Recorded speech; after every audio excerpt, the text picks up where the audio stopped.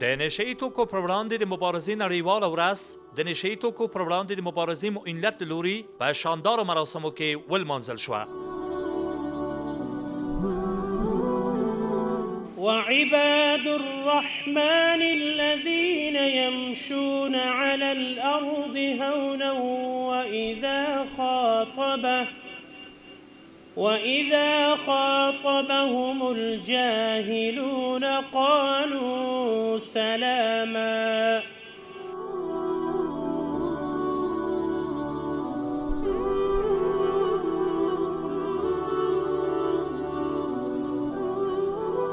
د کورنیو چارو وزارت د نشه یي توکو پر وړاندې د مبارزې معینیت په کلکه ژمنتیا سره دا خپل مسؤلیت بولي چې د نشه یي توکو د کښت، تولید او قاچاق د مخنیوي لپاره په پوره جدیت، ژمنتیا او دوامداره هڅو سره مبارزه وکړي ترڅو له نشه یي توکو څخه پاک، باثباته او سوکاله افغانستان ولرو. همدې موخې ته په پام دغه معینیت د جون 28مه د نشه یي توکو پر وړاندې د مبارزې نړیواله ورځ د غوښتنې د کموال ریاست اړوند 15 بستري صحي مرکز کې په پرتمینو او تشریفاتي مراسمو کې ولمانځله.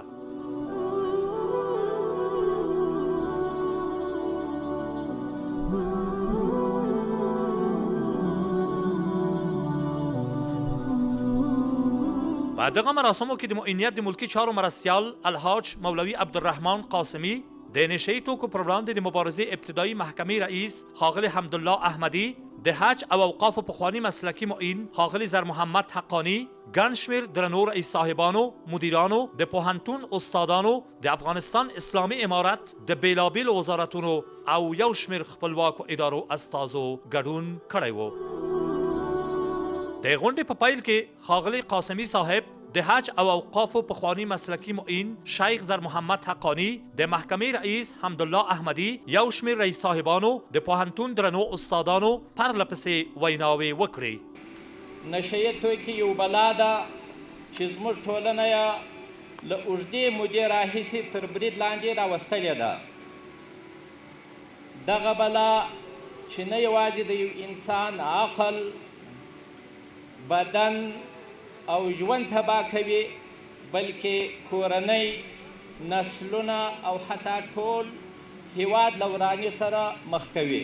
ادنا چې دغه نسوار دي محترمو، هغه ادنا مخدره مواد چې هغسې نیشه خو نه ده، خو طبعا د انسان بدن لږ سستوي، نو د دې وجې نه نسوار هم ښه کار نه ده. علما که د حرمت حکم په نه دی لګولی خو ښه کار نه ده. سګرټ شو، سګرټ د انسان سږی خرابوي.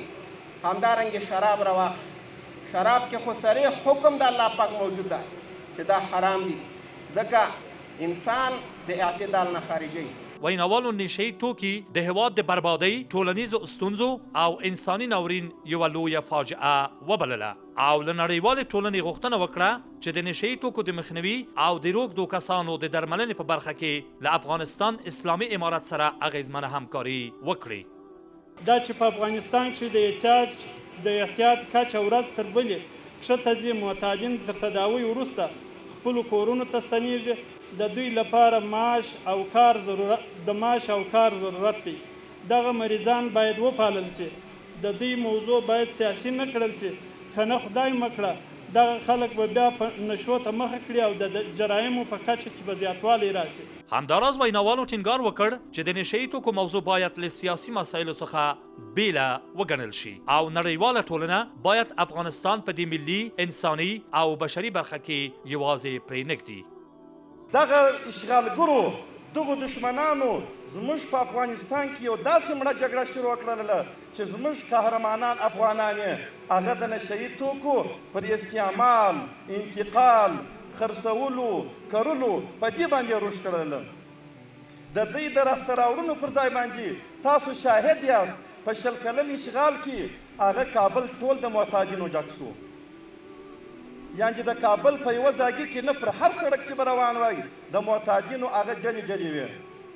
بیا چې الحمدلله اسلامي امارت امیر المؤمنین حفظه الله فرمان صادر کوي، نو اسلامي امارت د کورنیو چارو وزارت او د نشه یي توکو پر ضد د مبارزې معینیت او د ټول اسلامي امارت د ارګانونو په ملتیا باندې هغه د دې د مخنیوي لپاره یو تصمیم ونیوي.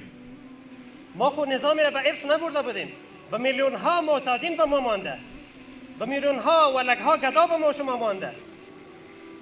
یک وقتی صدا میشد و میلیاردها دلار در قسمت نام مبارزه با مواد مخدر مصرف میشد، ولی امروز جهانیا به این معترف است، کشورهای منطقه‌ای را میبینه، اعتراف کرده، ولی با وجود از این هیچ کمک و همکاری ما شاهد نبودیم که مبرم باشه یا هم ملموس باشه یا هم مثمر و مؤثر باشه در قسمتی بدیل مواد مخدر یا هم کشتش. در هیچ قسمتی ما همکاریشان را ندیدیم. ورته وخت کې ویناوالو وویل چې نشهیي توکي د انسان بدن او روح ته جدي زیان رسوي او باید هر مسلمان د دې شومې او ویجاړونکې پدیدې څخه ځان وساتي او د نشهیي توکو استعمال څخه ډډه کول د انساني ژوند د فلاح، عزت، سوکالي او د سالمې ټولنې د جوړېدو لپاره حیاتي وبلله. ما د نشو له لاسه وران کورونه ډېر ولیدل، راتلونکي نسل ته د بنګو قیسې مه یادوم.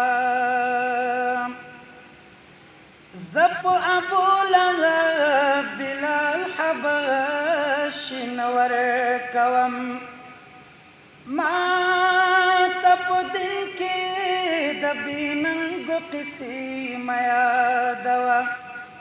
عابد ما په عاجزۍ کې دنیا ما تکړله، نور د سرشارو او خشنګو کیسې مه یادوه.